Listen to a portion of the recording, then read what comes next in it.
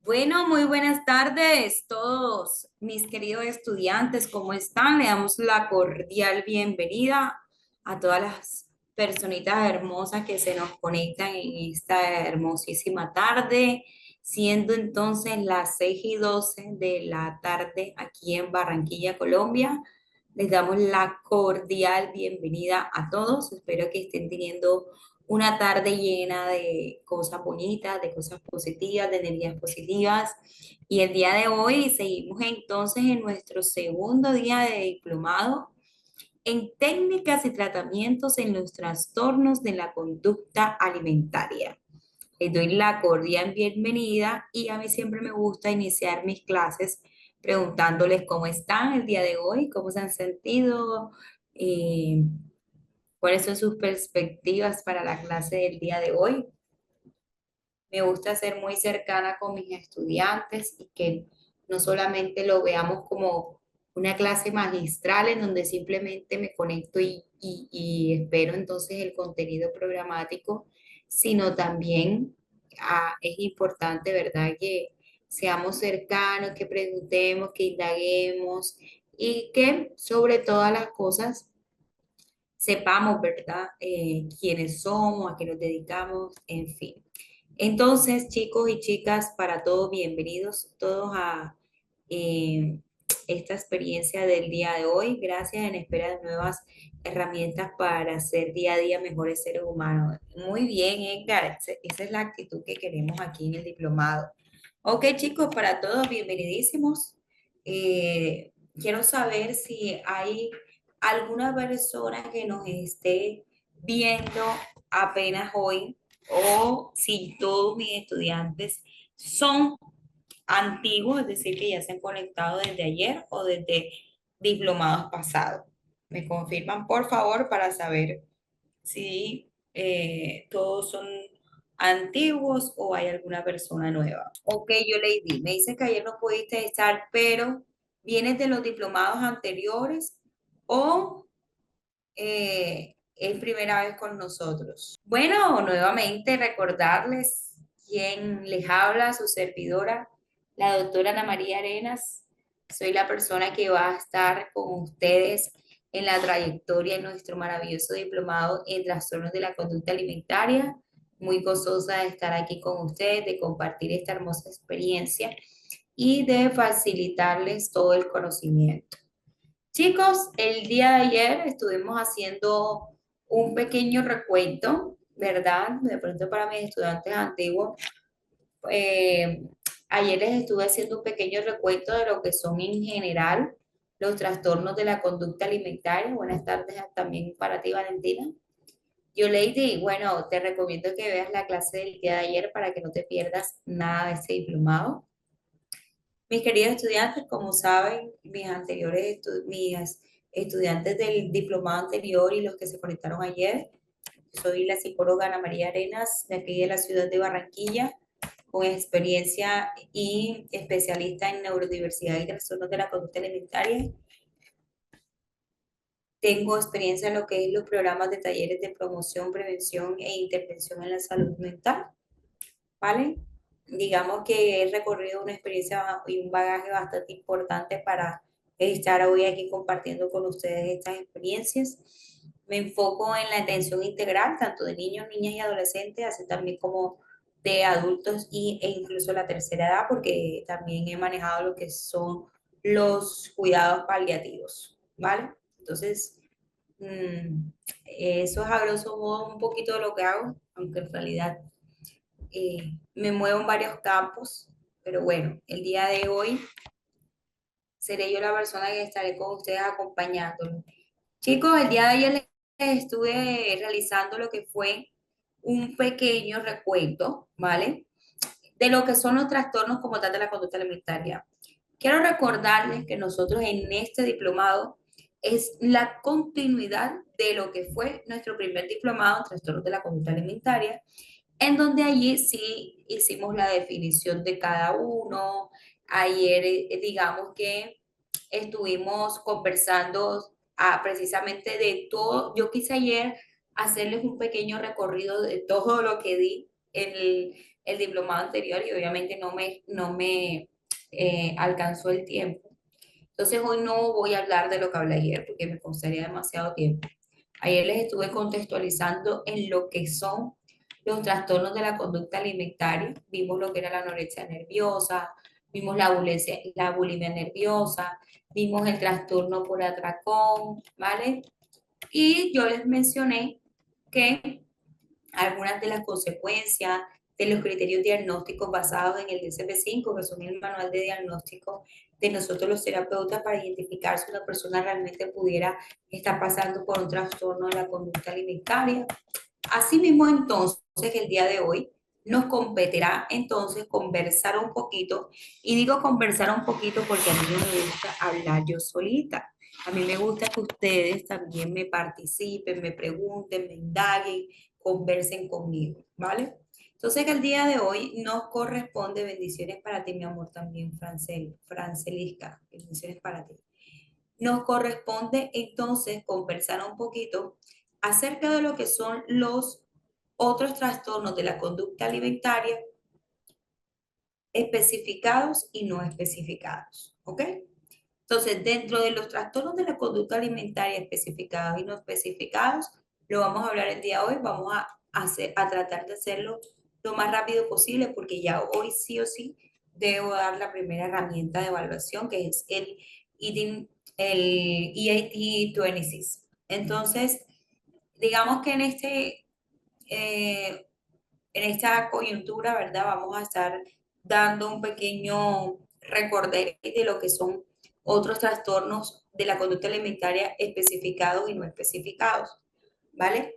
Entonces, dentro de los trastornos de la conducta especificados, tenemos entonces que estos trastornos de la conducta especificados van a incluir síntomas clínicamente significativos, pero que no cumplen con todos los criterios de los trastornos de la conducta alimentaria que anteriormente les mencioné, ¿verdad? Como es la bulimia nerviosa, la anorexia nerviosa y el trastorno por atracón. Pero que así como en los anteriores casos les estuve manifestando, que genera malestar a nivel biológico, psicológico, mental, físico, estos trastornos de la conducta alimentaria especificados y no especificados también generan malestar y deterioro funcional en la vida de un ser humano. Vamos a ver como ejemplo clínico, ustedes saben que a mí me encantan los ejemplos.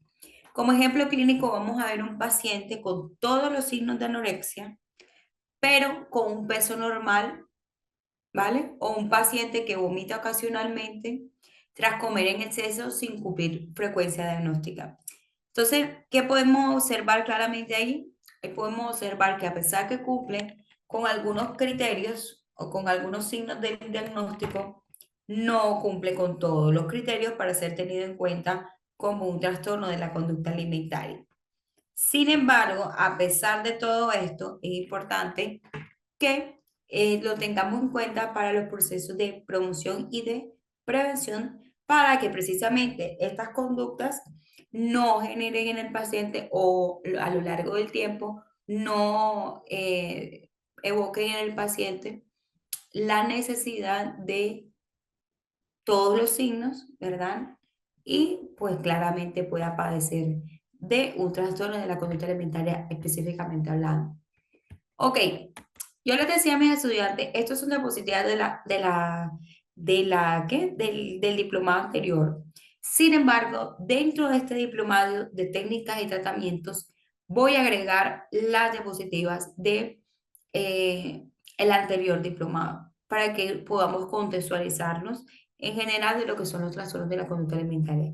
Por eso es tan importante que podamos adquirir el material de estudio, los talleres, las actividades, para que tengamos un conocimiento más nutrido, ¿vale? Entonces, yo les decía a mis estudiantes del diplomado anterior que yo no me enfaticé tanto en lo que fue la clasificación de los trastornos de la conducta alimentaria basados en la CIE-11, porque como me entenderán como terapeuta y como psicólogo, mi guía es el DSM-5 y es en lo que trabajo.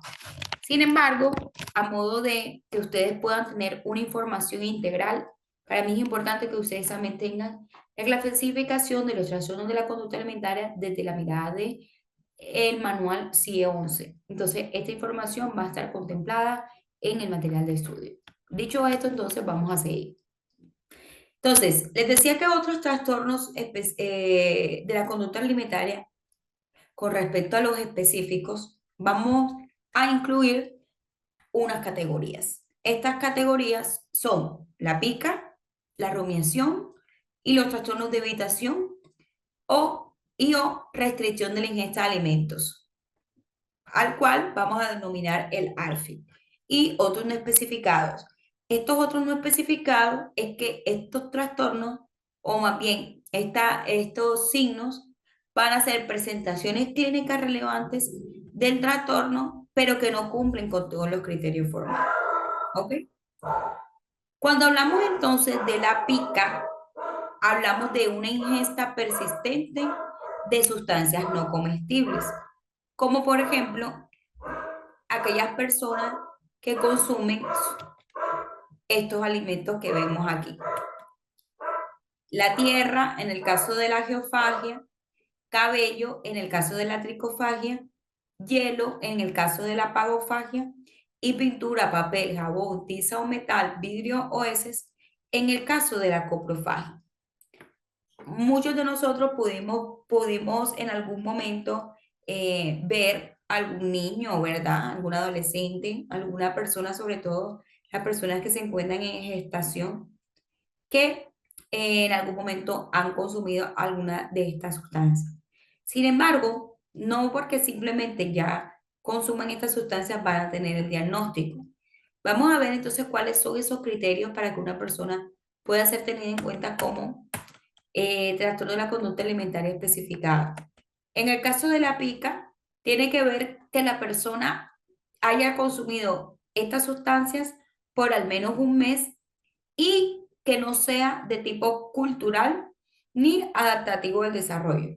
Ustedes saben que hay muchas culturas que tienden a que la persona, o dentro de esa cultura, tienden a que las personas consuman cierto tipo de sustancias, ¿verdad? Incluso la sangre. ¿Mm? Entonces, digamos que si la ingesta de estas sustancias anteriormente mencionadas tienen que ver con un título cultural, no entraría dentro de la pica. ¿Me hago entender? Los criterios diagnósticos de la pica, el consumo de sustancias no alimenticias, la durabilidad es al menos un mes. Entonces ustedes saben, mis queridos estudiantes, que una de las preguntas que más que debemos hacer es cuánto tiempo esta persona ha tenido esta conducta.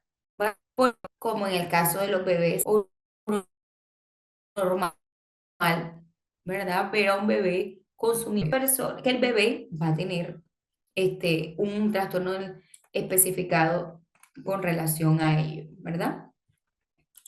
Ok, ok. Por otro lado, entonces, me dicen que no se escucha. ¿Me confirman que se escuche todo, por favor? Listo. Entonces les decía que dentro de los criterios diagnósticos, ¿verdad? También se menciona que no sea asociado a prácticas culturales y religiosas, ya eso lo mencioné en la anterior diapositiva, y que estas conductas produzcan consecuencias, ya sean clínicas como psicosociales. ¿Vale? Vamos a ver un ejemplo rápidamente de pica. Un niño de 7 años sin retraso del desarrollo que come tierra y pintura regularmente. La madre reporta problemas gastrointestinales recurrentes y bajo rendimiento escolar niega hambre al hacerlo y lo describe como tranquilizante. Y aquí vemos claramente los signos, ¿verdad? Que come tierra y pintura. Y bueno, vamos a trazar. Dentro de los criterios diagnósticos está el consumo de las sustancias no alimenticias. Ahí, aquí ya tenemos el diagnóstico, perdón, el signo. 7:40. Muy bien con la sintética. Muy bien. Bueno, de una disculpa. Entonces, chicos, miren aquí, está un primer criterio, que es el consumo de la sustancia no alimenticia como la tierra y la pintura. Ya aquí vemos un primer signo o un primer criterio que es inapropiado para el desarrollo. También lo vemos. No es de tipo exploratorio porque es un niño de 7 años, no es un bebé.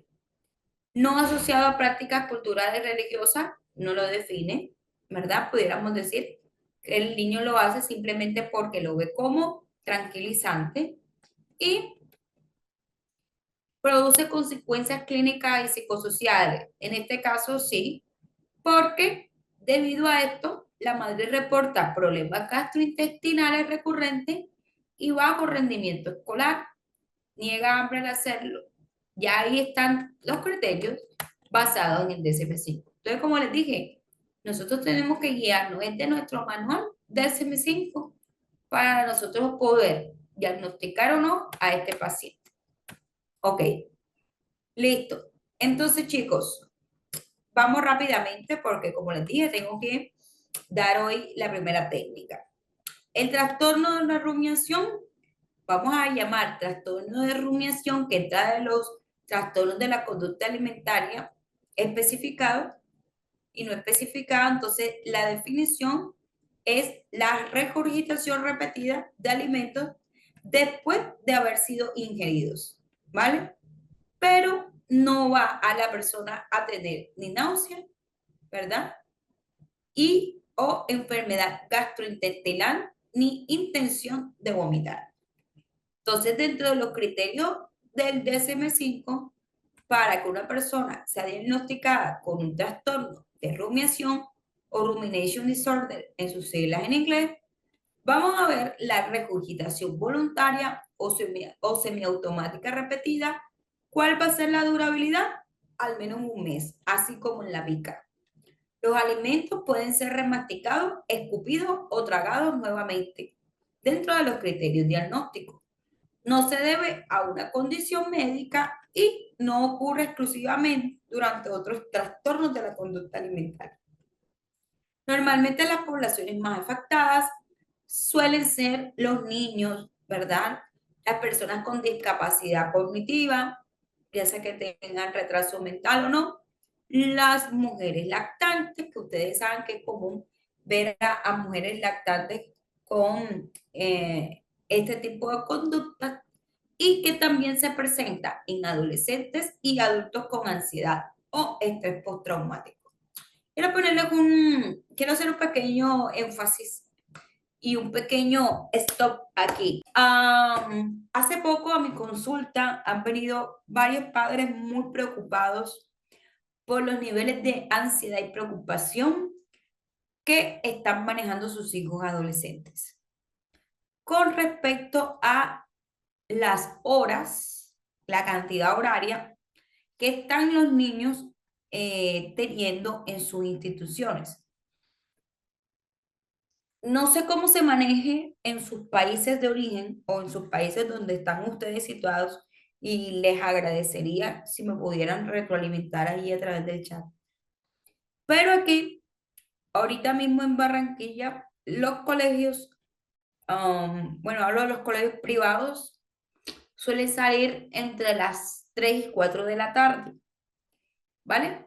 Añadiendo a eso, en algunas oportunidades, una carga académica bastante importante. Los niños suelen tener niveles de estrés altos, ansiedad y tener precisamente este tipo de conducta de regurgitación, de pica. Entonces, lo que les quiero decir es que una persona, en el caso ya sea de adolescentes o adultos, pudiera atravesar por un trastorno especificado o no especificado de la conducta alimentaria por un evento significativo que haya atravesado la persona, bien sea o ya sea por una situación la cual está viviendo en ese momento. Tengo el ejemplo de un paciente, un adolescente de 14 años, que al reducirle o al reducirle la carga horaria que estaba manejando, mejoraron estos signos. Por eso es tan importante que evaluemos cuáles son los criterios, ¿verdad? O no, los criterios no. ¿Cuáles son los factores de riesgos al cual está esta persona para nosotros poder ayudarle? Ahora bien, yo sé que muchos estarán pensando, bueno, pero listo, ya se solucionó el inconveniente porque ya le redujimos la jornada y ya el chico no está teniendo estos signos. No, porque ya aquí crea un signo de alarma. Que esta persona pudiera, esta adolescente, pudiera en otra situación estresora, bajo otro factor de riesgo, volver a presentar el mismo signo o incluso tener un signos y síntomas mayores y poder presentar como tal un diagnóstico de TCA. Entonces, ¿qué hicieron los padres en su sabiduría? Buscaron apoyo terapéutico. ¿Cuál sería el énfasis del apoyo terapéutico? Ustedes pensarán, bueno, pero si ya el chico no está teniendo ansiedad, no está teniendo preocupación, bajaron los signos. Precisamente el proceso terapéutico o el acompañamiento terapéutico debe estar enmarcado en poder brindarle herramientas a este pacientico para manejar sus niveles de estrés en momentos en los que él pueda estar expuesto a factores de riesgo y niveles de estrés altos. ¿Mm? ¿Me hago entender? Entonces, si no se interviene en este momento y simplemente se deja así, ¿qué va a pasar? Que este adolescente, ante factores de riesgo de estrés alto, puede evocar en un TCA. Entonces hay que ayudarle, darle las herramientas para prevenir este tipo de conducta. Dicho esto, entonces sigamos entonces. ¿Cuáles son las complicaciones? Vamos a ver un poco las complicaciones que una persona con trastorno de rumiación puede tener. Vamos a ver que es la pérdida de peso, la deshidratación, la erosión dental, la halitosis y la aspiración pulmonar debido a estos signos que podría estar presentando este paciente. Voy a ir muy rápidamente. Entonces, chicos, una persona comúnmente, los niños con un trastorno del neurodesarrollo, en el caso de los niños autistas, en el caso de los niños con TDAH, suelen también regurgitar ciertos alimentos en el aula, lo cual puede ser incómodo para los demás estudiantes. No refiere ni náuseas ni dolor. Sin embargo, la conducta es frecuente y tras emociones intensas, el médico descarta reflujo gastrocefálico. Y yo entiendo que muchos de ustedes dirán, bueno, pero es que un niño con un trastorno de neurodesarrollo hay que tener la paciencia. Claro que sí, por supuesto que sí. Pero si bien es cierto, usted y yo como adultos pudiéramos manejar esa paciencia. ¿Mm? Pero otro niño o otro par, igual que él, pueda no tener este control de esta gestión de la emoción adecuada y esto a largo plazo se puede convertir en un factor de riesgo incluso para el propio niño. Entonces debemos evitar estos factores de bullying. ¿Cómo? Fortaleciendo la autoestima del paciente. ¿Cómo? Ayudándole a mejorar esta conducta y claramente hacer procesos de promoción y prevención de la salud mental en las instituciones educativas. Los tratamientos que nos vamos a ver, no voy a especificar los tratamientos donde se encuentra la terapia conductual, el entrenamiento de respiración diafragmática, la intervención sensorial y ocupacional, y en casos complejos, la terapia familiar o el abordaje psicodinámico. Por otra parte, tenemos el ARFID como el trastorno de evitación y la restricción de la ingesta de alimentos, Y en este caso del ARFI, la persona se restringen voluntariamente los alimentos, pero en el caso del ARFI, la persona no presenta preocupación por su peso o su figura. Pero entonces, ¿qué los motiva a la restricción del alimento o no querer consumir alimentos? Ya sea por falta de interés por la comida, ya sea por miedo a atragantarse o vomitar, y ya sea por una sensibilidad extrema a olores, texturas o colores. Como reitero, es el caso de los niños, más específicamente con TEA o trastorno del espectro autista, que suelen tener sensibilidad a ciertos colores, texturas u olores e incluso a los volúmenes altos de la música o incluso de las palabras. Los criterios diagnósticos, vamos a ver que son la pérdida de peso o falla en el aumento esperado del peso, las deficiencias nutricionales, la necesidad de suplementación y alimentos en general y el deterioro psicosocial. Esto anterior no se explica por escasez de alimentos, lo que quiere decir entonces que la persona no evita comer porque no tenga dinero para comprar, ejemplo, sino que puede estar basado en los criterios anteriormente mencionados. Falta de interés por la comida, miedo a atragantarse o la sensibilidad extrema. Y no hay distorsión de la imagen corporal, es decir, esta persona no es que tenga miedo a engordar y por eso no consume alimentos, no, sino por los que les mencioné anteriormente. Estos también van a tener unos subtipos que van a ser de tipo sensorial, de tipo ansioso y apatía. De tipo sensorial como la selectividad extrema, es decir, yo solamente como arroz o yo solamente como papa. Yo no como más nada, solamente esos dos alimentos. ¿Mm?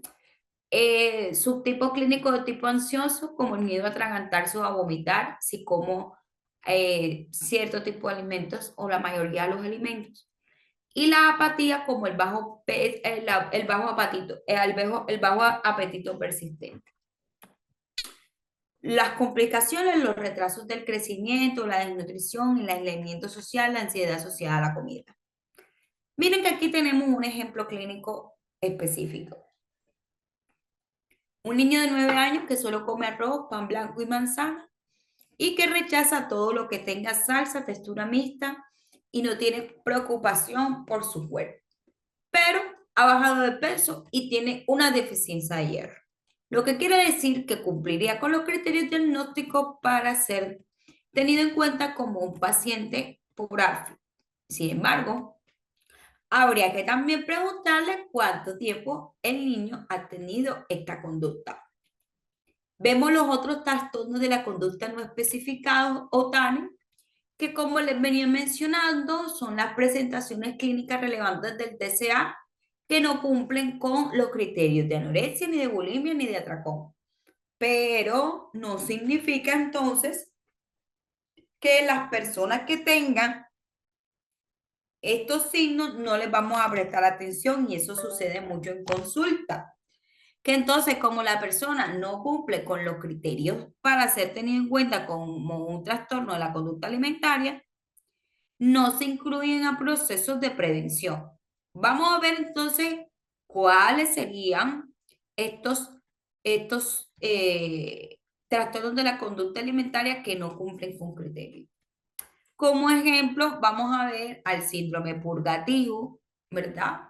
Que son personas que tienen conductas de vómito o utilizan laxantes, pero que no tienen atracones. La bulimia de baja frecuencia, la anorexia atípica, en donde se presenta un peso normal, pero con restricción grave y miedo a engordar. La ortorexia, que no oficialmente es reconocida, pero se entiende como la obsesión patológica con comer saludable. La vigorexia, como la obsesión con ganar masa muscular, que es muy común en hombres, sobre todo en el fitness.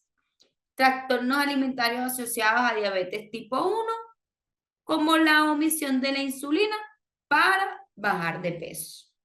Aquí vemos también las personas que ustedes, no sé si con todo respeto lo voy a decir y bajo todo el profesionalismo, pero hay muchos pacientes que con este tema de la pérdida de peso, ustedes saben que tienden a tomar ciertas medicaciones. Ahorita hay mucho el tema del uso de una medicación, el Ozempic, ¿verdad? Y entre otras sustancias inyectables para bajar de peso, que son propiamente para pacientes de diabetes tipo 2 incluso, y que las personas lo están utilizando normal, como si fuera agua.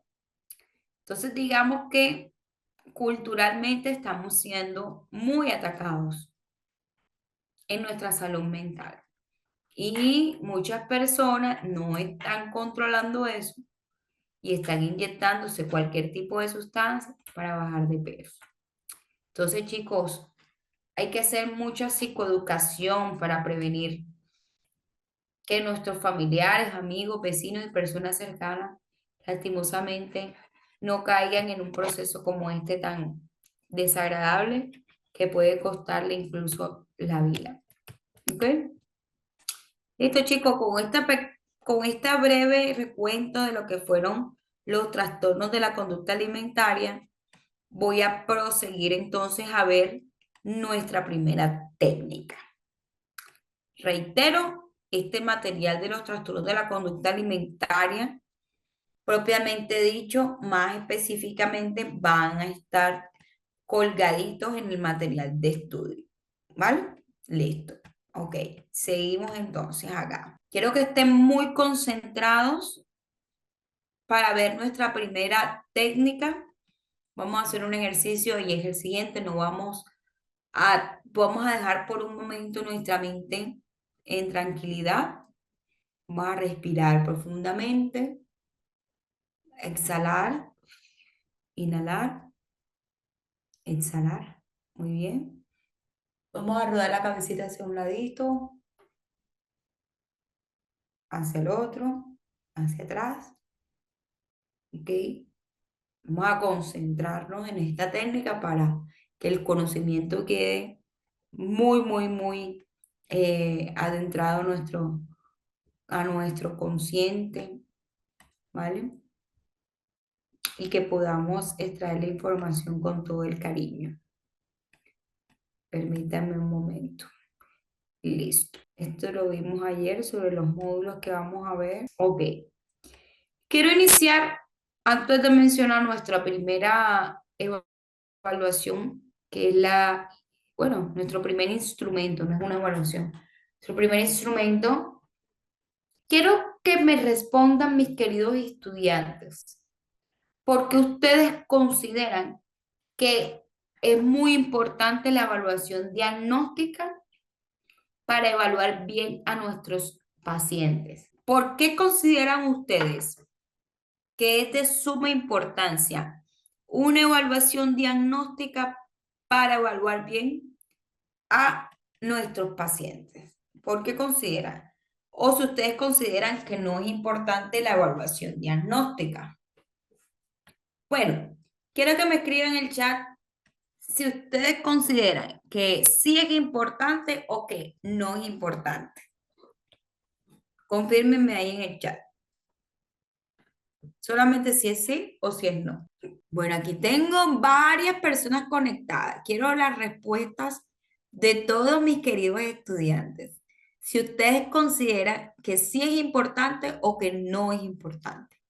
Una evaluación diagnóstica para nuestros pacientes. ¿Si es importante o no es importante? Bueno, mis queridos estudiantes, pues claramente es muy importante la evaluación diagnóstica, ¿verdad? Todos coincidimos en que es muy importante la evaluación diagnóstica para evaluar bien. ¿Por qué?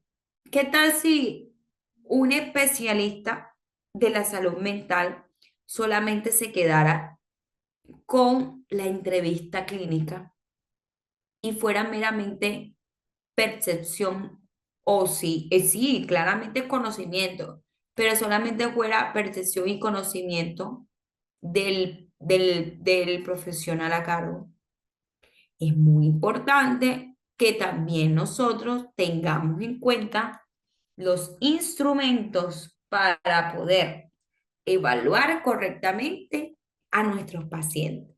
Y no solamente tener el instrumento de evaluación diagnóstica como entrevista clínica, sino también la evaluación medida y cuantificable. Ahora bien, ¿por qué es importante evaluar bien?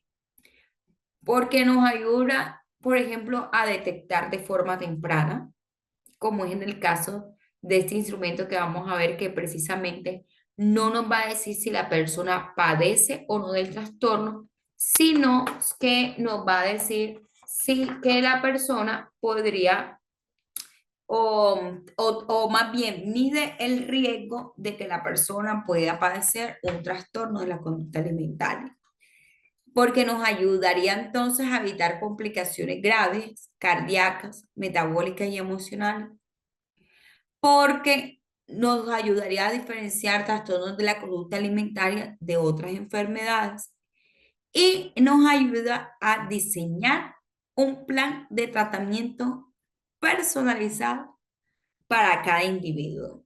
Y yo les decía, muchas veces las personas dicen, ay, amiga, tú fuiste a el endocrino, tú fuiste al nutricionista, ¿qué medicación te enviaron para bajar de peso o para controlar tu peso? Entonces la amiga irresponsable le da la dieta, le dice el medicamento, ¿verdad? Y esta persona, ¿verdad? Que obtuvo esa información que hace, realiza la dieta, ¿verdad? Realiza, toma los medicamentos que su amiga le tomó porque a ella le está funcionando. Entonces ella dice, ay, me ahorré la consulta. A ella le funciona, a mí también me va a funcionar. Pero lo que no sabe esa amiga es que quizás su compañera tenía, por ejemplo, resistencia a la insulina o tenía, por ejemplo, un diagnóstico de hipotiroidismo. Entonces, lo que le ayudó de pronto a la paciente fue tomar su levotiroxina diaria y le reguló, ¿verdad? Su sistema hormonal. ¿M? Y por eso empezó a bajar de peso, ¿verdad? Porque al estar regulado, claramente su metabolismo nuevamente estuvo adecuadamente bien. Imagínense la otra paciente que su tiroides está perfecta, que no tenía necesidad de tomar levotiroxina y por no educarse bien y no ir a una consulta, tomó ese medicamento. ¿Mm? Todas las consecuencias que puede traer tomar una medicación sin necesitarla. Entonces, la tiroides completamente bien y tú vas a ingerir medicación para ella, entonces es un arma letal para ella. Entonces, digamos que muchas veces por querer hacer más, hacemos menos. Por querer evitar, ¿verdad? Ir a una interconsulta con un especialista que va a hacer un tratamiento diseñado, personalizado para ti y para tus necesidades, todas las consecuencias graves que puedes tener. Listo. Entonces, vemos que es importante por todos estos criterios anteriormente mencionados. Listo, mis queridos estudiantes hermosos. Hoy vamos a mencionar este primer cuestionario, ¿verdad? Vamos nosotros a desarrollar en nuestro diplomado en técnicas y tratamientos algunas herramientas. Dentro de esas herramientas de evaluación, ¿vale? Y de riesgo, vamos a ver los cuestionarios de cribado y dentro de esos cuestionarios de cribado vamos a ver los principales cuestionarios para TCA. Dentro de los principales cuestionarios para TCA que nosotros vamos a hablar aquí en nuestro diplomado, va a ser el IET26, el SCOF, el BAE, el BDQ y el EDIQ. Vamos a ver entonces qué es esto de el EAT26. Este instrumento, ¿vale? Fue elaborado por Garland más o menos en 1989. Y como anteriormente les mencionaba, no va a evaluar si la persona padece o no del trastorno. Lo que nos va a ayudar es a medir el riesgo a desarrollar un trastorno de alimentación. En el contenido del instrumento, el instrumento posee 3 subescalas, ¿vale? Estas 3 subescalas son las que nosotros vamos a medir.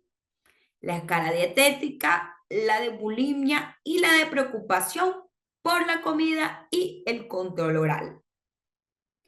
Además de estas 3 subescalas, el instrumento también posee preguntas centrales, ¿verdad?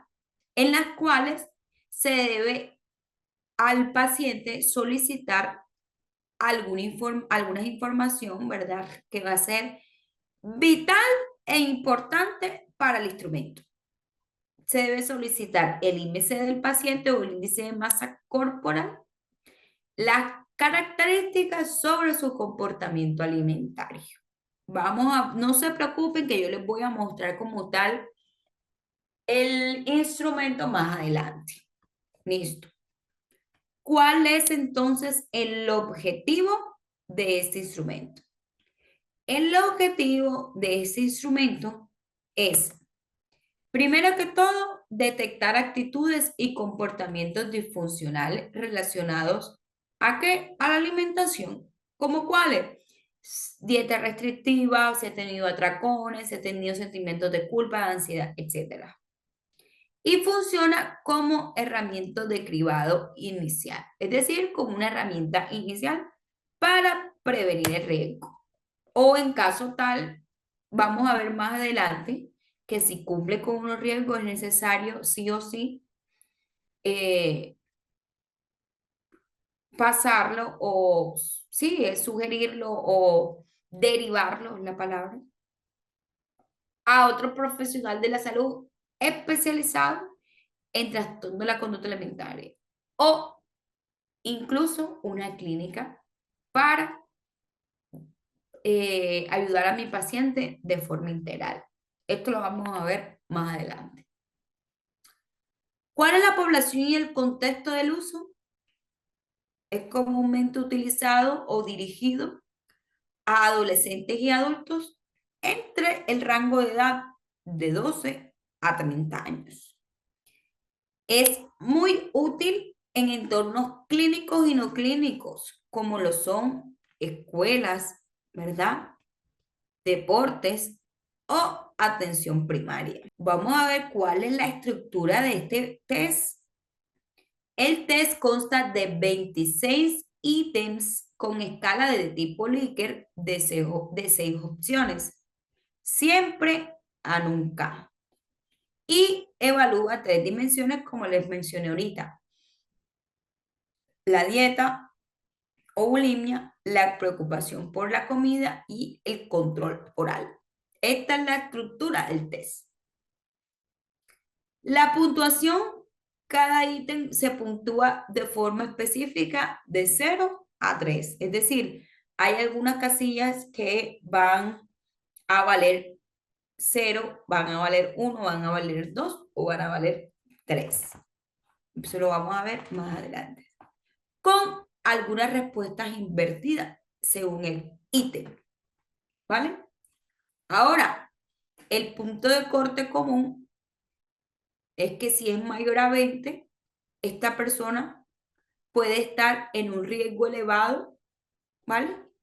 Pero hay otras personas que consideran que si el punto de corte común, es decir, el resultado, es mayor a 11, para mayor sensibilidad del proceso, ¿vale?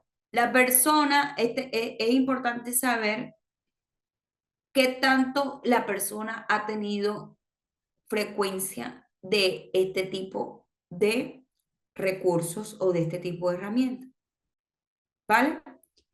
Porque la sensibilidad y la especificidad van a ser satisfactorias si la persona se encuentra cerca de un 100% y o un 85%. Esto lo vamos a ver más adelante, no se me preocupen. ¿Cuáles son las ventajas de utilizar este instrumento? Como ustedes saben, todo instrumento de evaluación va a tener tanto unas ventajas como unas desventajas. ¿Cuáles son las ventajas? Es de rápido y fácil acceso de aplicación. Dura más o menos, tiene una durabilidad entre 10 y 15 minutos la aplicación. Está en varios idiomas. Normalmente uno lo encuentra en inglés, pero también se encuentra en español. Y lo mejor de esto es que el instrumento es reconocido internacionalmente y muy citado. Lo que quiere decir es que hay algunos instrumentos que solamente tienen validación en el país donde se originó el instrumento. Para el caso de ese instrumento, tiene reconocimiento internacional y es muy citado en proyectos de investigación, es muy citado en historias clínicas de pacientes. ¿Listo? Ok. Pero como les decía, como todo, tiene unas limitaciones también. Es solo una herramienta de cribado y no un diagnóstico definitivo, ¿verdad? No es que nos van a decir si la persona tiene sí o tiene no el diagnóstico. Las respuestas pueden estar influenciadas por deseabilidad social, es decir, el propio criterio de la persona. Yo voy a, por ejemplo, no, si la pregunta me dice, ¿usted ha vomitado durante los 6 meses? Es una de las preguntas que hace. Entonces la persona puede decir, ay, no, eso está mal socialmente, yo mejor voy a escribir que no. ¿Mm? No identifica tipos específicos de TCA como atracones ni purgas. Ok, muy atentos, mis chicos, muy atentos aquí al ejercicio. Vamos a ver, muy atentos aquí. Entonces, mire, yo les decía entonces que el instrumento está direccionado por una escala Likert, ¿verdad? En donde si la persona responde siempre, ¿verdad? Va a tener una puntuación de 3, usualmente 2, often 1, algunas veces 0, rara vez 0, nunca 0, ¿vale? Entonces, ahora bien, la subescala, como anteriormente les mencioné, van a ser la escala dietética, la de bulimia y preocupación por la comida y de control oral. ¿Cuáles son las preguntas o las preguntas que van a ser tenidas en cuenta en la escala dietética? O sea, que hacen parte de la escala dietética. La 1, la 6, la 7, la 10, la 11, la 12, la 14, la 16, la 17, la 22, la 23, la 24 y la 26.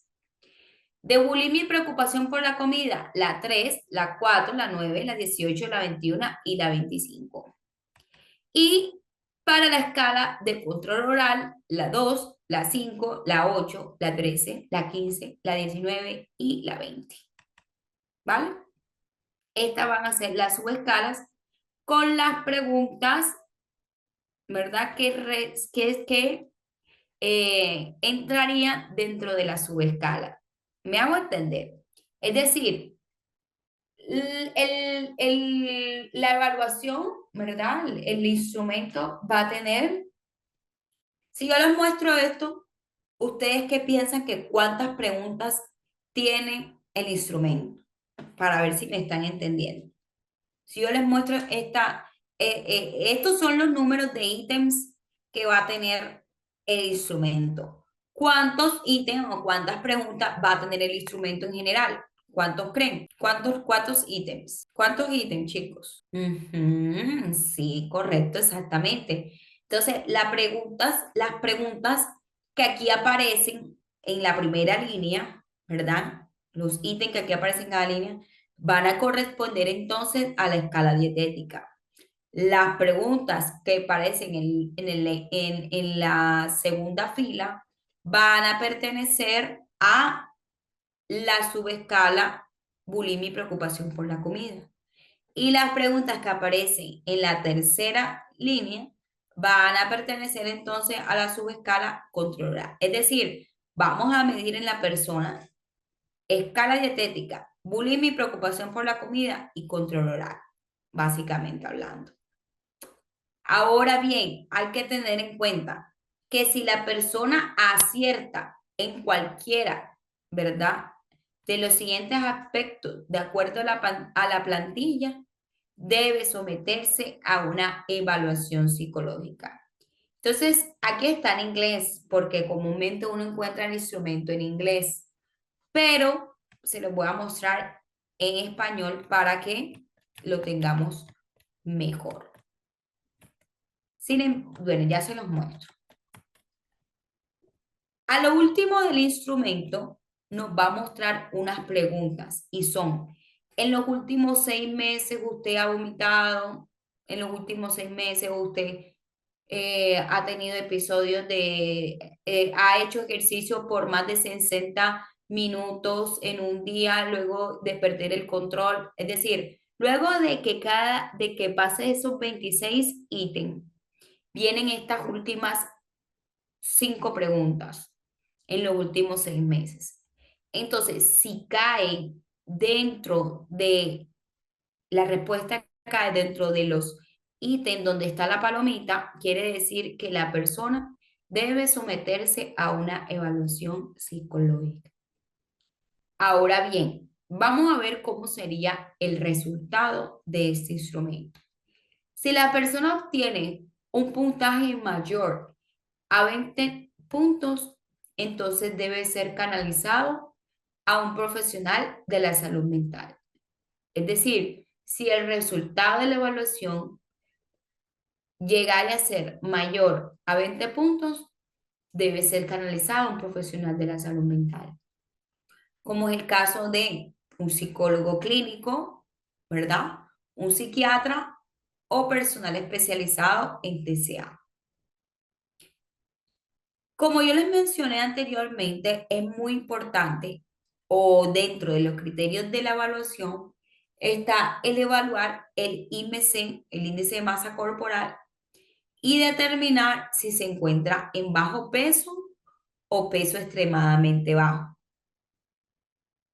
Ahora bien, hay que tener en cuenta que normalmente los pacientes a quienes se realiza este tipo de instrumentos suelen ser adolescentes.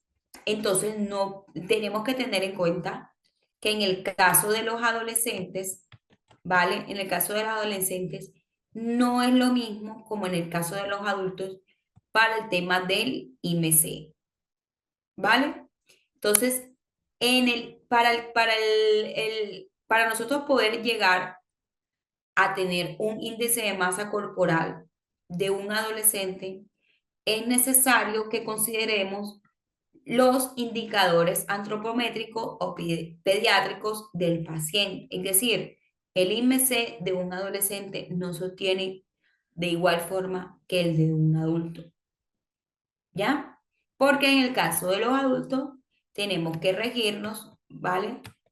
Según los criterios de la OMS, la evaluación de OMS. En el caso de los pacientes adolescentes, es necesario revisar las tablas para ver en qué criterio o punto de corte se quedará el paciente con base a su peso y a su talla. ¿Ok? Listo. Ahora bien, vamos a rodar un poquito más atrás. Yo les decía entonces que para las 26 preguntas, esto va a tener estas respuestas, ¿verdad? Pero ¿qué sucede?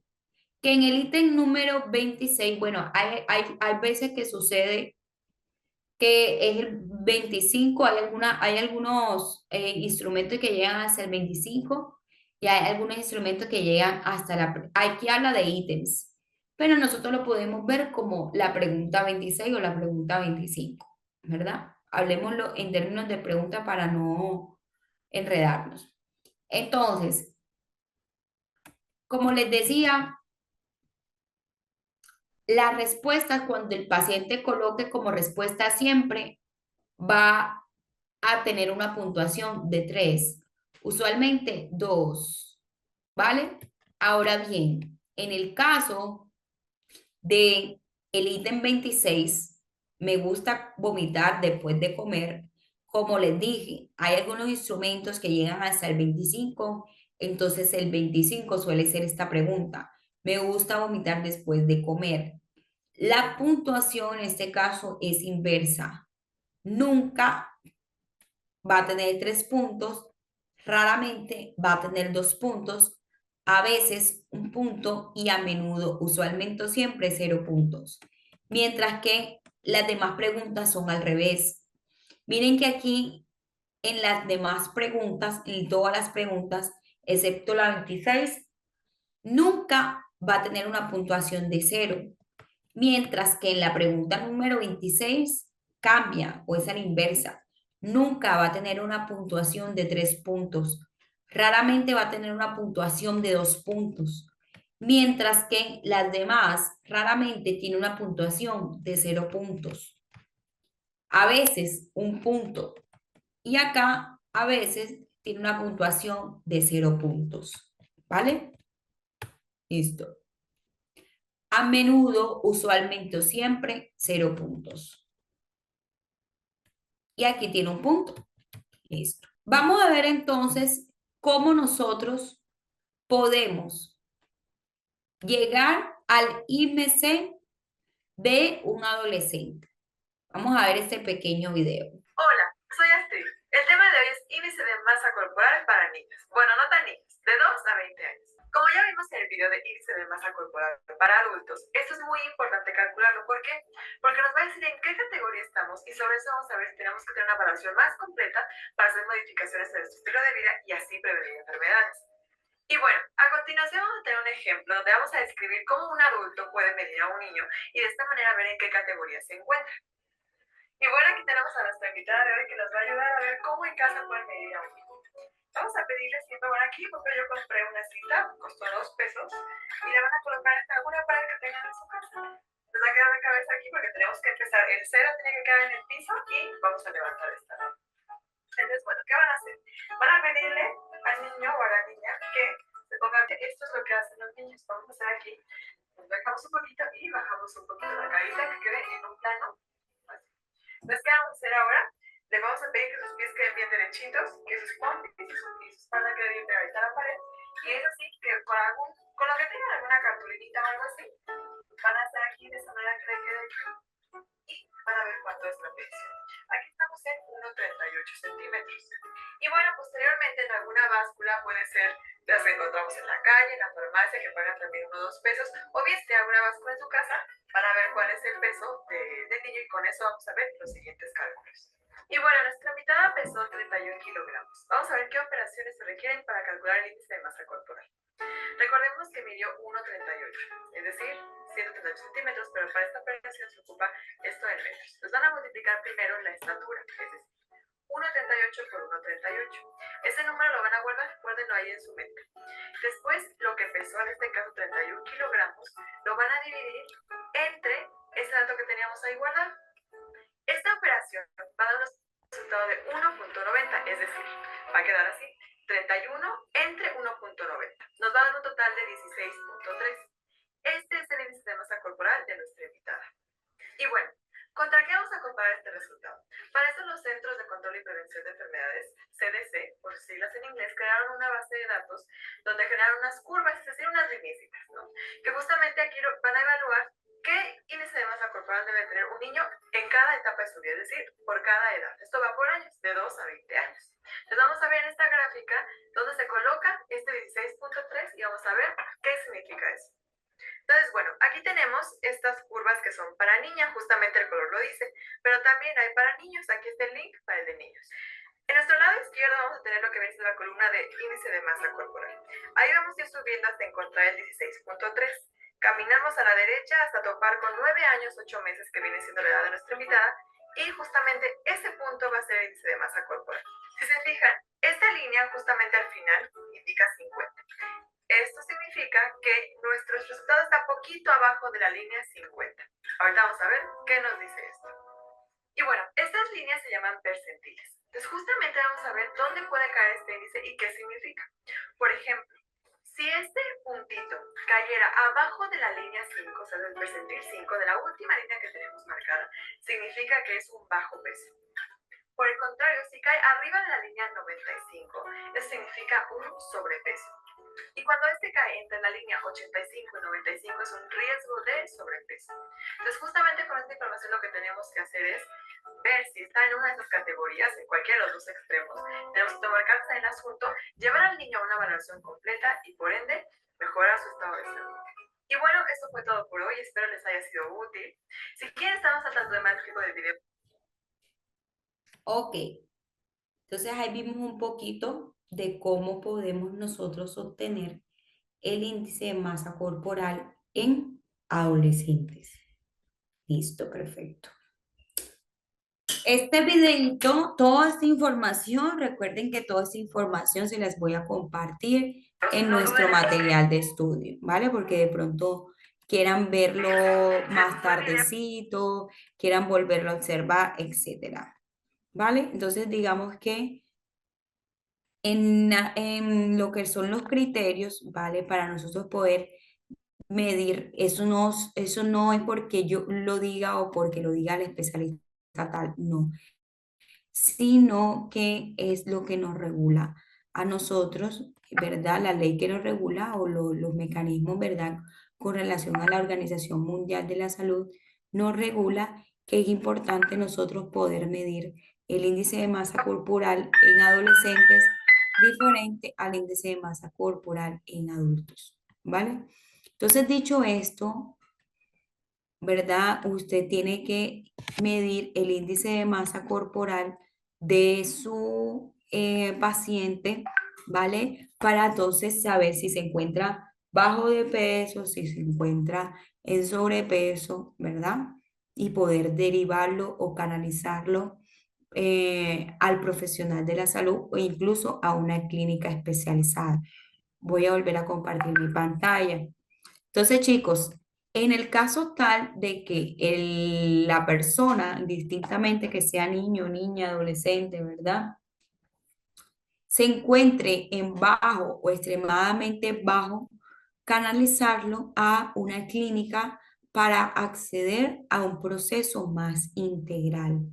Sabemos que una persona que padezca de un trastorno de la conducta alimentaria no es fácil poder que ellos tengan la voluntad de comer los alimentos. Entonces nosotros en muchas oportunidades tenemos que canalizarlo a procesos más integrales para apoyar a nuestro paciente. Es decir, a veces no basta con solamente canalizarlo a psiquiatría, canalizarlos a otro especial de la salud, sino es necesario incluso internarlos, ¿vale? Si es un adulto, tendremos como referencia, como les venía mencionando, los puntos clásicos de corte de la OMS. Ustedes saben que en el caso de los adultos nos mencionan los nutricionistas, ¿verdad? Que si usted mide 1,60, probablemente su peso ideal esté entre 1,55 a 1,60, ¿verdad? Es más o menos su peso ideal. ¿Vale? Entonces, digamos que es más fácil poder llegar al índice de masa corporal en adultos, ¿vale? Entonces, ¿cuál sería la administración adecuada para este instrumento? En primera instancia, pedir que responda los 26 ítems, ¿verdad? Con las opciones siempre, casi siempre, a menudo, a veces, rara vez y nunca, ¿vale? Cada ítem la persona va a Chulear, si la persona siempre ha tenido esa conducta, casi siempre tiene esta conducta, a menudo tiene esta conducta, a veces tiene esa conducta, rara vez tiene esa conducta o nunca tiene esa conducta. Luego de que nuestro paciente responda las 5 preguntas conductuales sobre atracones, vómitos autoinducidos, laxantes, diuréticos, ejercicio, vale, mayor a 60 minutos al día y que tenga una pérdida de 9 kilogramos, más o menos 20 libras en 6 meses, esto es un criterio que debemos tenerlo en cuenta porque hace parte de las 5 preguntitas que, como les mencioné, están debajo de los 26 ítems como tal que tiene el cuestionario. Hay que registrar la talla, el peso para el índice de masa corporal. Retrocedo. El paciente va a responder los 26 ítems de los que consta el cuestionario. Luego de los 26 ítems vienen 5 preguntas en donde normalmente no, donde se le pregunta al paciente si en los últimos 6 meses ha utilizado laxantes o diuréticos, en los últimos 6 meses se ha autoinducido vómito, etcétera. ¿Vale? Luego de esto o incluso antes de esto, se debe registrar cuál es la talla y el peso del paciente para nosotros saber cuál es o calcular cuál es el índice de masa corporal del paciente. Dicho eso, entonces, luego de tener esta puntuación, vamos a hacer la revisión de completud. Verificar que no falte ninguna respuesta en los 26 ítems y que completó las preguntas conductuales y los datos antropométricos. ¿Cuáles son los datos antropométricos? Talla y peso. ¿Ok? Que es con lo que nosotros vamos a indicar los ítems. Esto es lo que les decía acerca de los ítems que normalmente tienen 26 preguntas en donde siempre siempre va a tener una puntuación de 3, casi siempre 2, a menudo 1, a veces 0, rara vez 0 y nunca 0. Para el ítem número 26 va a ser invertido. Siempre va a tener una puntuación de 0, casi siempre 0, a menudo 0, a veces 1, rara vez 2 y nunca 3. La puntuación total es la suma de los 26 ítems, que tiene un rango de 0 a 78 la puntuación, ¿vale? La subescala, como les dije, son las que les mencioné anteriormente en español. Aquí la tenemos en inglés, ¿ok? Los criterios de riesgo y derivación, es decir, derivar para la evaluación clínica especializada si cumple cualquiera de estas condiciones. ¿Cuáles son las condiciones que nosotros tenemos que tener en cuenta para derivarlo a una clínica especializada o a un profesional de la salud especializado en TCA? Que la persona obtenga una puntuación total mayor a 20 en el instrumento, ¿vale? Cualquier respuesta distinta de nunca en las preguntas conductuales, que son las 5 últimas preguntas. O si ha perdido más de 20 libras o 9 kilogramos en 6 meses. Si su índice de masa corporal es significativamente bajo para la edad según las normas o el uso de tablas de referencia, como lo vimos anteriormente. Vamos a ver cómo vamos a hacer entonces la interpretación y el reporte. Explicar que el IAT 26 indica el nivel de preocupación y las conductas de riesgo y no confirma diagnóstico. Es importante que nosotros podamos indicar esta información. Que el resumen total, ¿verdad? O el perfil de las subescalas conductuales, reportales y de decisión cumplen con el criterio de derivación mayor a 20 y reporta vómitos semanales. Si dentro de la suma total de la evaluación es mayor a 20, hay que reportar. ¿Vale? Ahora, no solamente nos quedamos con la puntuación total, sino que también hacemos un seguimiento. Si hay riesgo, ¿verdad? Hay que aplicar una entrevista clínica y si procede, podemos hacer algunas otras pruebas complementarias como la ED o la EDQ. También debemos, en caso de que así lo requiera, involucrar la red de apoyo y el médico tratante. Digamos que este instrumento EAT 26 se usa como primer paso en un proceso en dos etapas. Claramente, luego de todo esto, vamos a archivarlo guardando un formulario o una hoja de puntuación con la fecha donde nosotros realizamos este informe, la firma de quien aplicó el instrumento y el plan de acción o derivación si así lo requiera. Entonces, como yo sé que muchos estaban esperando este momento de ver el formato y de ver en realidad de qué consta el instrumento, ya se los voy a mostrar en pantalla. Permítanme un momento, ya se los voy a mostrar. Aquí está. Listo. Aquí se les voy a mostrar. Me confirman si todos ya están viendo mi pantalla. Porfa. Me confirman a través del chat si ya están viendo mi pantalla. ¿Están viendo mi pantalla, chicos? Ok. Listo. Mis queridos y bonitos estudiantes. Aquí tenemos lo que es el instrumento EATI 26, en donde, como pueden observar, está el nombre, ¿verdad?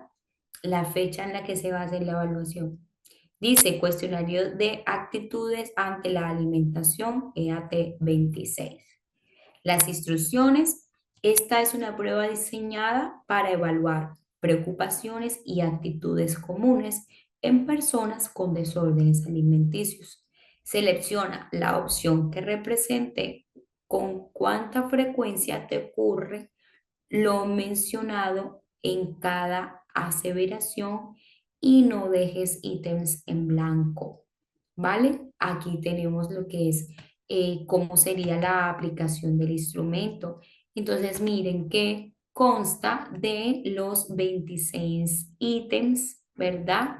Que yo les mencionaba que tenía el cuestionario o el instrumento, no llamémoslo cuestionario, llamémoslo instrumento.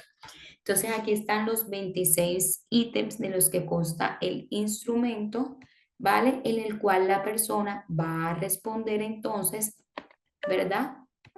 Va a responder si, eh, va, permítame un momento, listo. Aquí entonces la persona va a responder cada uno de estos ítems, ¿vale? Me aterra estar con sobrepeso.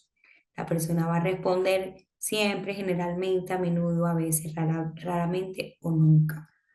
Evito comer cuando tengo hambre, me encuentro preocupada por la comida, sigo abusando de la comida aún sabiendo que no puedo parar de comer, corto la comida en pedazos pequeños, soy consciente del volumen de calorías que ingiero, particularmente evito comidas ricas en carbohidratos, siento que los demás prefieren que comiera más, vomito después de haber comido, me siento muy culpable después de comer, estoy preocupada por el deseo de estar más delgado, mi objetivo es quemar calorías.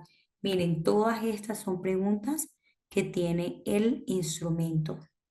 Ahora bien, vamos a ver quiénes prestaron atención. ¿Cuánto puntuación tiene el ítem siempre? ¿Qué puntuación le vamos a dar al ítem siempre? ¿Qué puntuación le vamos a dar a siempre? Si la persona llegara a contestar aquí con un chulito en siempre, ¿qué puntuación tendría aquí? ¿Qué puntuación tendría? ¿De cuánto constaría? ¿Lo recuerda? ¿No lo recuerda? Exacto, muy bien. Si, por ejemplo, la respuesta sería aquí, generalmente, ¿cuánto cuesta? Generalmente. Generalmente, ¿cuánto cuesta? Es ahí. Generalmente, ¿cuál sería? Aquí está, miren. Siempre 3, casi siempre 2, a menudo 1, a veces 0, rara vez 0, nunca 0. ¿Ok? ¿Ya lo ven? Entonces, siempre es 3, ¿verdad? Casi siempre o generalmente. ¿Cuánto cuesta? 2. A menudo, si la persona aquí contesta, por ejemplo, aquí, ¿cuánto costaría a menudo este ítem aquí? ¿Cuánto cuesta? ¿O qué puntuación tiene? ¿Cuánta puntuación tiene a menudo? Se los acaba de mostrar. ¿Cuánta puntuación tiene? Chicos, ¿cuánta puntuación tienen a menudo? Aquí está, miren. 1. ¿Ok? Perfecto. Les decía entonces que luego de responder estas preguntas, ¿vale? O estos 26 ítems, hay que tener en cuenta que aquí va a cambiar. En la pregunta que va a cambiar, a ver quién tiene buena memoria. ¿En cuál va a ser al revés? Aquí. Miren que en el caso de este instrumento, la pregunta número 25 es, ¿tengo el impulso de vomitar después de comer las comidas? Aquí cambia. Yo les decía que normalmente esa pregunta está en la 20, ¿es la 25 o en la 26? La de esta pregunta, esa hoy. Tengo el impulso de vomitar después de las comidas. En este caso, el puntaje es invertido. Siempre va a ser 0, casi siempre 0, a menudo 0, a veces 1, rara vez 2 y nunca 3. Entonces, luego de que la persona responde al cuestionario, ¿vale? O a los ítems, miren que vienen estos últimos 4 ítems. Miren, ¿has realizado atracones de comida donde te sientes que no podrás parar de comer? ¿Comes muchas más cantidades de comida que otras personas bajo las mismas circunstancias? Sí, no, ¿cuántas veces en los últimos 6 meses? ¿Alguna vez te has inducido el vómito para controlar tu peso o tu apariencia? Si no, ¿cuántas veces en los últimos 6 meses? Si alguna vez has utilizado laxantes, ¿cuántas veces en los últimos 6 meses? Y algunas veces has sido tratado para un trastorno de alimentación. Entonces, si esta persona llegare, ¿verdad?, a responder que sí, debe ser eh, derivado a un profesional de la salud en trastornos de la conducta alimenticia. ¿Vale? Ok. Este es otro cuestionario que también vamos a tratar. Entonces aquí colocaríamos la puntuación total del instrumento y aquí iría la firma de quien realizó el instrumento al paciente. Normalmente o comúnmente estos datos, las personas que utilizan estas evaluaciones psicométricas normalmente tienen una tablita en Excel donde hacen la sumatoria de estas puntuaciones, ¿vale? Entonces, ¿cuál sería entonces ahora cómo haríamos entonces ahora el ejercicio? Ustedes saben entonces que cada ítem, cada subescala va a tener un ítem, ¿verdad? Entonces, si nosotros quisiéramos medir, vamos a irnos hacia atrás para que sea en español. Bueno, entonces nosotros vamos a medir, por ejemplo, la escala dietética, ¿verdad?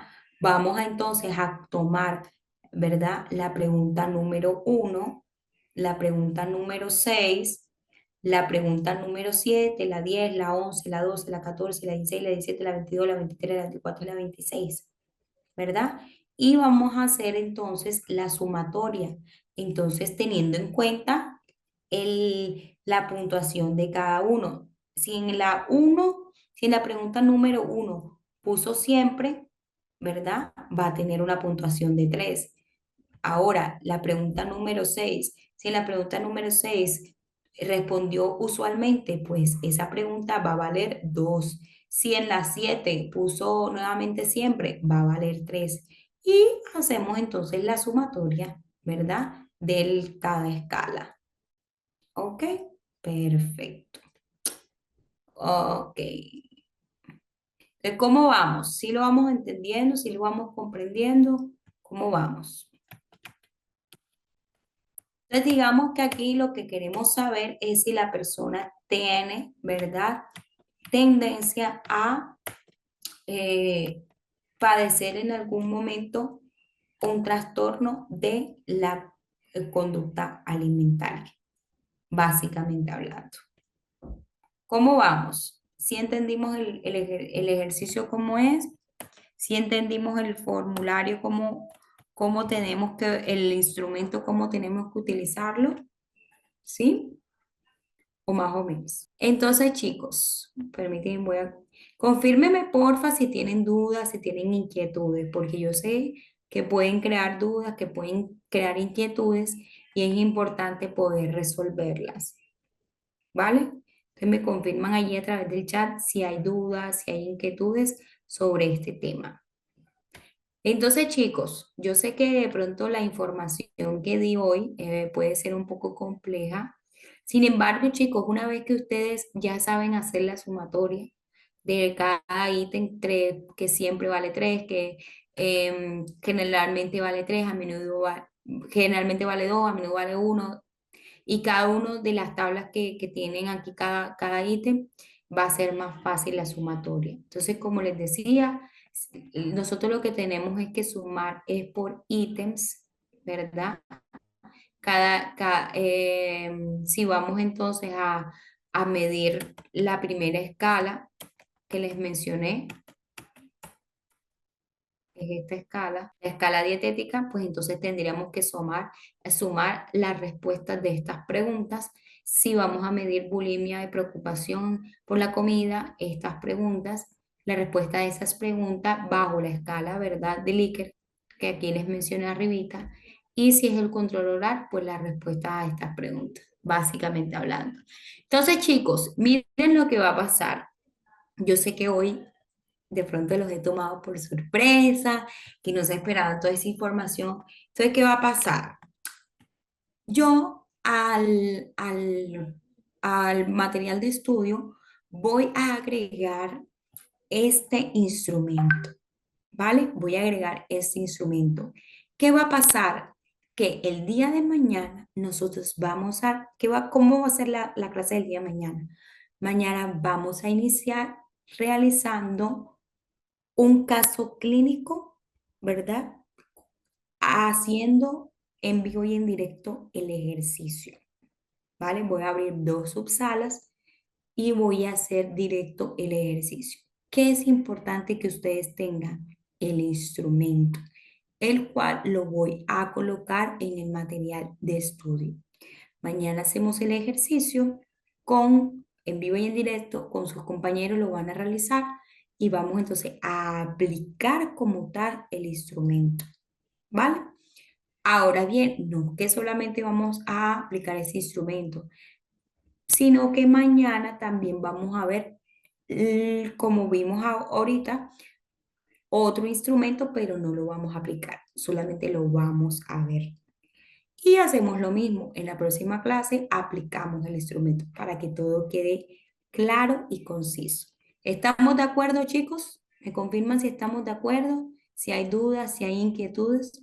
Entonces yo les recomiendo, ¿verdad? Que volvamos a leer, volvamos a vernos la clase si es necesario o googleemos, porque nos encanta googlear, acerca de ese instrumento. Voy a colocar el nombre aquí en el chat para que entonces, como les digo, el día de mañana apliquemos como tal el instrumento y veamos uno nuevo. ¿Les parece bien? Me confirman todos, por favor, allí a través del chat.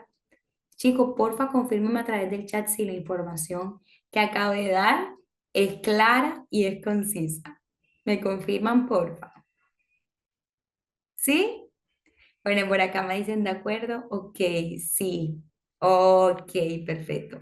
Bueno, listo, chicos. Entonces, el instrumento, como les dije, lo voy a montar en el material de estudio para que todos lo tengan. ¿Listo? Entonces, usted descarga el instrumento de allí del material de estudio. ¿Vale, mis queridos estudiantes? Entonces, chicos, el día de hoy vimos lo que fue la retroalimentación de los trastornos que nos faltaban, ¿verdad?